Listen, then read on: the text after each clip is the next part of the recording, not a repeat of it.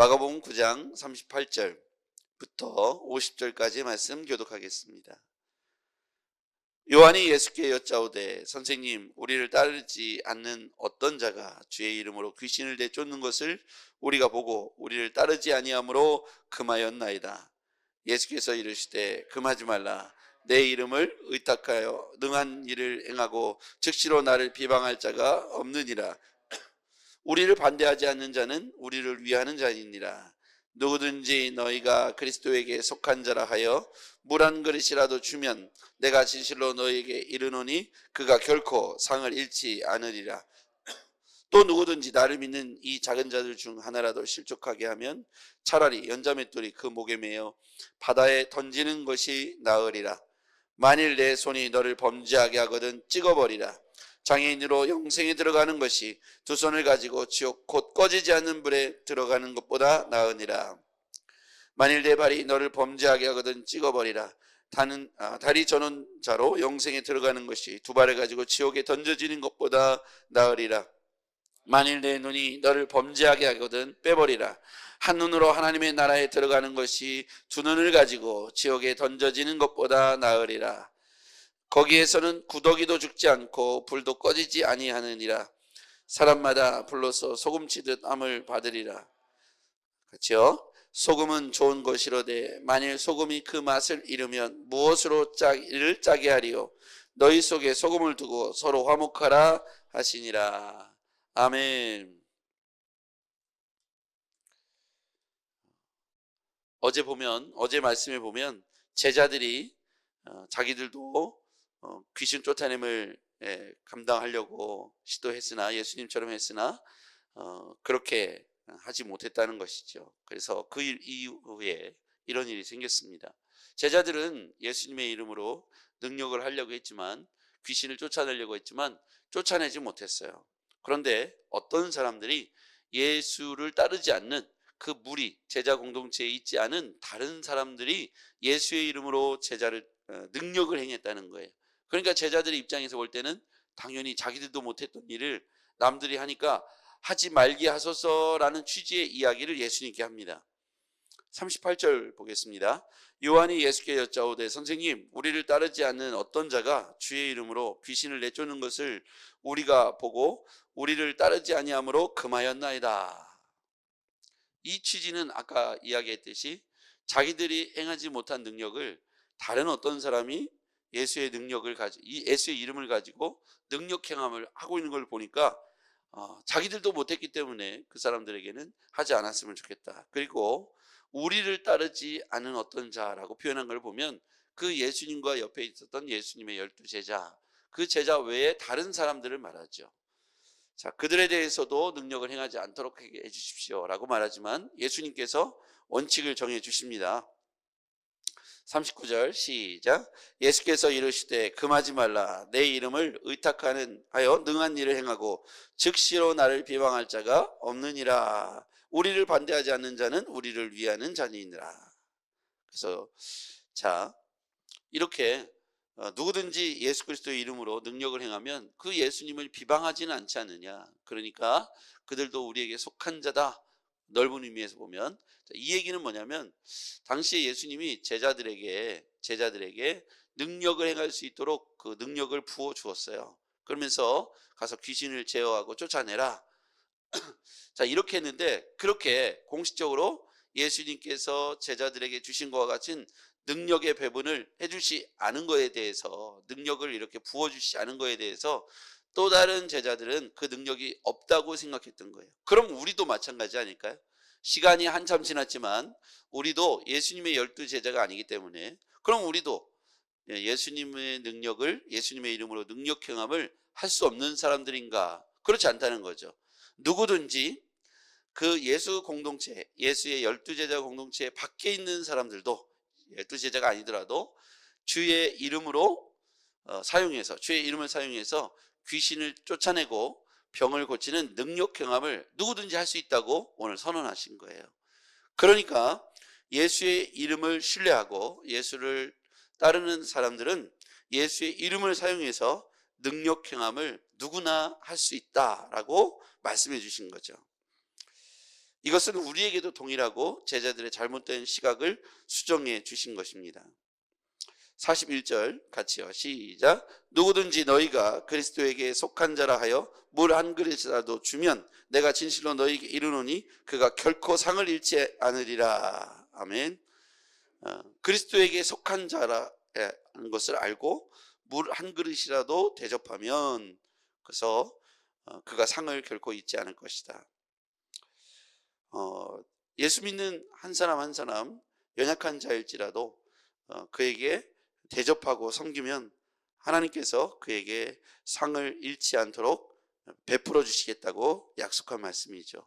오늘 우리가 그리스도 안에 한 형제여 자매인데 우리가 그리스도께 속한 자로서 우리가 이렇게 누군가가 우리를 대접하고 섬기는 것에 대해서 그러면 서로 그의 주의 이름으로 섬기고 주의 이름으로 서로 대접하는 가운데 하나님께서 그 상을 대신하여 그에게 주의 이름으로 섬기는 자에게 베풀어 주시겠다는 것이죠. 그래서 우리도 서로 대접하기를 인색하지 않게 하는 것이 좋겠습니다.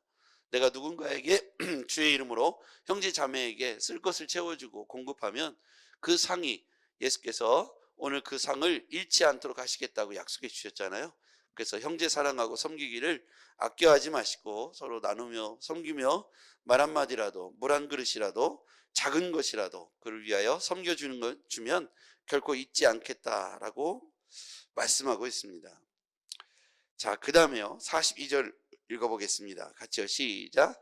또 누구든지 나를 믿는 이 작은 자들 중 하나라도 실족하게 하면 차라리 연자맷돌이 그 목에 매어 바다에 던지는 것이 나으리라. 연자맷돌이 목에 매어 바다에 던져지면 사람은 죽죠. 이 정도에 상응하는 작은 자 하나를 실족하게 하는 것이 연자맷돌이 그 목에 매어 바다에 던져지는 것보다 더 중하다는 거예요. 그러니까 작은 자 한 사람을 실족하게 하는 죄가 얼마나 크냐. 한 사람을 연자맷돌을 목에 매어서 바다에 던지는 것 같은 그런 짓이다는 거예요. 그러니까 한 사람을 실족하게 하는 게 어마어마하게 이렇게 큰 죄라는 사실을 말씀해 주고 있습니다. 여기 보면 이 작은 자 하나라도 이렇게 돼 있죠. 믿음의 안에 연약한 사람일지라도 그 연약한 사람 한 사람을 실족하게 하는 것, 실족하게 하는 여러 행위가 있겠죠. 행동으로 말로 우리가 누군가를 가슴 아프게 하고 실족하게 할 수 있는데 그러한 행위들에 대해서 말씀하고 있습니다. 믿음 안에 있는 연약한 사람을 실족하지 않도록 세심한 배려가 필요하다는 것이죠. 그래서 우리가 말 한마디가 어떤 사람을 살릴 수도 있고 어떤 사람의 한 인생을 망칠 수도 있다는 거예요.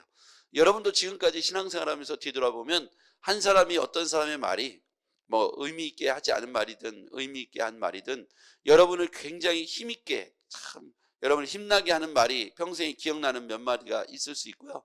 또 몇 마디의 말, 지나가면 하는 말처럼 했던 말이지만 자신은 무심코 한 말이지만 어떤 사람에게는 그 말이 마음의 비수처럼 꽂혀서 한 인생의 어떤 인생을 그 부분만 딱 나오면 트라우마처럼 머뭇머뭇하게 하고 또 가슴 아프게 해서 한 사람의 장애를 신체적 장애를 얻는 것처럼 마음의 큰 장애를 얻게 하는 말이 될 수도 있다는 거죠. 그래서 우리가 우리 말을 할 때 의도적으로 격려의 말, 세우는 말, 살리는 말을 해야 될 줄 믿습니다.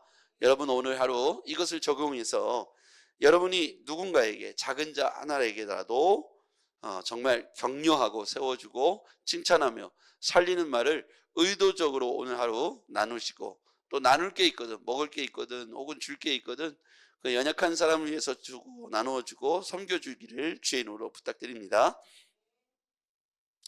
자, 여기에서 또 그 다음에 만일하고 세 가지의 비유를 말하죠. 43절 같이 읽어볼게요. 시작. 만일 내 손이 너를 범죄하게 하거든 찍어버리라. 장애인으로 영생에 들어가는 것이 두 손을 가지고 지옥불 꺼지는 불에 않는 불에 들어가는 것보다 나으리라. 자, 네, 두 손이 나와요. 그 다음에 45절에 보면 만일 내 발이 범죄하거든 두 발 중에 발이 범죄하거든. 그 다음에 47절 만일 내 눈이 범죄하게 하거든 빼버리라. 이렇게 두 손, 두 발, 두 눈.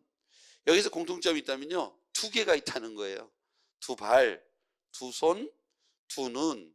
그 둘 중에 하나라도 범죄하면 그런 얘기입니다. 그러니까 우리 공동체 안에 누군가가 실족하게 하고 범죄하게 하거든 우리가 함께 연대와 공동의 책임이 있다는 거예요. 그래서 우리가 이 두 손, 두 발, 두 눈이 우리 안에 어떤 것이라도 범죄하거든 차라리 그것을 제하여서 그걸 가지고 이렇게 지옥불에 빠지는 것보다 장애 있는 상태에서 천국에 가는 것이, 영생에 들어가는 것이 더 낫겠다, 이렇게 말씀하시죠. 그 다음에 49절에 보면 소금에 관한 이야기를 합니다. 50절까지요. 자, 50절 말씀 한번 같이 읽어볼게요. 시작. 소금은 좋은 것이로되 만일 소금이 그 맛을 잃으면 무엇으로 이를 짜게 하리요. 너희 속에 소금을 두고 서로 화목하게 하라 하시니라. 아멘.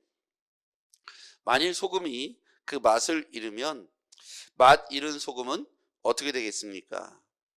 어떻게 짜게 하겠느냐? 그 기능을 잃어버리고 사명을 잃어버리고 역할을 잃어버리죠. 그래서 맛있는 소금, 그 역할을 감당하는 소금, 기능을 발휘하는 소금이 되어서 서로 화목하라. 자, 오늘 이 말씀은 실족하지 않도록 하라는 말씀에 달린 이야기예요. 그러니까 형제 자매를 실족하게 하는 것은 신자의 본분이 아닙니다. 그리스도인이라면 살리는 말을 해야 되고 축복해주고 그리고 공동체를 세워가는 행동을 해야 될 줄 믿습니다. 오늘 우리가 가는 곳곳마다 선교사가 되어야 합니다. 한 영혼을 살리고 가정을 살리고 가문을 살리고 회사를 살리는 그런 믿음의 사람들이 되길 바랍니다. 그 역할이 바로 소금의 역할이 있죠. 아무리 풍성해도 소금이 없으면 그 맛을 도드라지게 낼 수가 없습니다. 아무 맛이 없지요. 여러분 만약에 국을 맛있게 끓여놨는데 소금을 넣지 않으면 상상해 보세요. 먹기가 어렵죠. 그렇죠? 원재료가 아무리 맛있어도 소금이 들어가야 합니다. 아무리 맛있는 생선도 그 맛 자체도 좋지만 더 맛있게 하려면 소금이 들어가야겠죠. 우리는 이처럼 어떤 음식이든 소금이 들어가서 그 맛을 더욱 돋보이게 하는 역할을 우리 그리스도인들이 해야 하는 것이죠. 우리 가정에서 한 사람의 말이, 또 학교에서도 직장에서도 사업장에서도 여러분의 말과 행동과 태도가 한 공동체를 얼마든지 부드럽게 하고 복되게 하고 살릴 수 있습니다. 그래서 우리는 선교사로서 이 땅에 나아가서 우리가 있는 곳에서 아무 맛도 없이 저가 그리스도인인지 아닌지 누구도 눈치채지 못하게 아무 맛도 내지 않고, 신자로서 아무 향기도 드러내지 않고 맛도 드러내지 않는다면 우리 하나님께서 우리를 이 땅에 부르신 목적에 반절도 행하지 못하는 것이죠. 왜 우리를 부르셨을까요? 그냥 단지 우리 안에 그냥 우리 믿음의 사람들만 이곳에서 신자의 역할을 감당하고 문 열고 밖에 나가면 그냥 일반인으로 무미하게 그렇게 인생을 살아가도 된다고 할 것 같으면 우리를 그리스도 이 공동체 안에서만 신자로 말씀하셨을 텐데, 예수님은 제자들을 세상 가운데 파송하시면서 너희는 세상으로 가라, Go and make disciples. 너희는 가서 제자 삼으라. 그곳에 가서 침례도 주고 예수님께서 말씀하신 것을 가르쳐주고 침례도 주고 이렇게 하라고 말씀해 주셨어요. 그 얘기는 이 소금의 말씀과 좀 더 연관해서 보면 이 말씀은 물론 실족하지 않도록 하라라는 말씀에 달린 말씀이에요. 우리가 그리스도인으로서 이 땅에 나가서 소극적으로 누군가에게 연자맷돌을 매일 만큼 실족하게 하지 않는 것도 중요해요. 누군가에게 상처를 주지 않는 것도 중요해요. 그러나 더불어서 맛을 내는 것도 중요합니다. 우리가 누군가에게 상처를 안 줬다고 해서 내 사명을 다하는 게 아닙니다. 상처를 주지 않을 뿐만 아니라 내가 맛을 내야 되는 것이죠. 그리고 맛을 내되 그 본연의 재료의 맛이 더 도드라지도록 이 맛을 도와주는 역할을 해야 하는 것이죠. 너무 소금이 도드라지면 짜서 버려야 돼요. 그렇지 않을까요? 우리가 하는 모든 일련의 행위들이 주를 높이는 행위가 돼야 돼요. 그 내가 누구를 도와주면서도 누구의 이름으로 합니까? 주의 이름으로 하라 그랬어요. 왜 그렇습니까? 우리는 소금의 역할을 감당해야 돼요. 주를 높이는 역할을 해야 되는데 소금이 너무 강화되면 짜서 버려야 돼요. 어떤 사람들이, 제가 이제 그 이야기를 많이 하잖아요. 지휘자 이야기 했지 않습니까? 앞에다 놓고 지위를 얼마나 멋있게 도드라지게 하고 싶었으면 단을 높이 올려놓고 가서 너무 화려한 몸짓으로 하는 거예요. 모든 시선은 지휘자에게 꽂혀버렸어요. 그 지휘가 성공한 지휘일까요? 마치 소금이 자기의 맛이 짜다는 걸 알기 위해서 듬뿍 들어간 거예요. 그랬더니 그 국은 짜서 먹을 수가 없습니다. 오늘 화려한 언변도, 화려한 몸짓도, 화려한 동작도 좋지만 그가 너무 돋보이는 것은 본 재료의 맛을 잃어버리게 하고 공동체를 깨트리는 것이죠. 우리가 맛을 내야 될 위치는 어디냐면 세상 속에서 그 맛을 더욱 드러내야 합니다. 무생무미 무치인 곳에 신자가 갔을 때 그곳이 예수 그리스도의 향기가 나고 신자의 맛이 나고, 이런 중요한 역할들을 우리가 감당해야 하는 것이죠. 오늘 말씀을 정리해 봅니다. 오늘 예수님의 이름을 사용하는 것을 금하지 말라고 했습니다. 제자들의 마음속에는 우리 외에 누군가 흉내내고 있습니다. 그를 금해야 됩니다. 내가 하지 말라고 하고 왔습니다. 잘했죠? 이렇게 표현했을 때 예수님은 금하지 말라.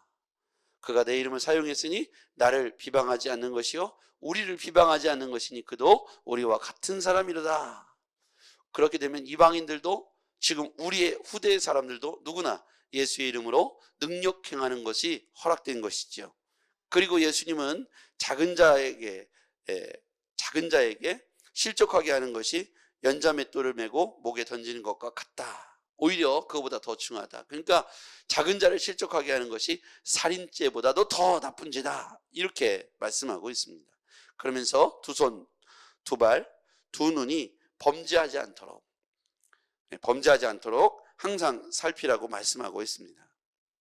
그것이 공동체가 돌아봐야 할 내용이라는 것이죠. 소금에 대해서 말씀하십니다. 그렇게 실족하지 않도록 하시면서 만일 소금이 맛을 잃으면 무엇으로 짜게 하겠는가? 그 소금과 더불어서 화목하라. 이렇게 말씀하시면서 그리스도인의 맛을 가지고 서로 화목하고 서로 축복하며 서로 세우라고 말씀하고 있습니다. 기도하겠습니다. 전능하신 아버지 하나님, 오늘 말씀과 같이 오늘 우리가 그리스도 안에서 참으로 예수 그리스도에 속한 자에게 상처를 주지 않도록 그들에게 세심하고 배려하게 또 배려해서 그들이 또한 하나님 안에서 세움을 받고 또 견고함을 받고 위로를 받을 수 있도록 하나님 우리가 낮아진 소금이 되게 하여 주시옵소서. 예수님의 이름으로 기도했습니다. 아멘.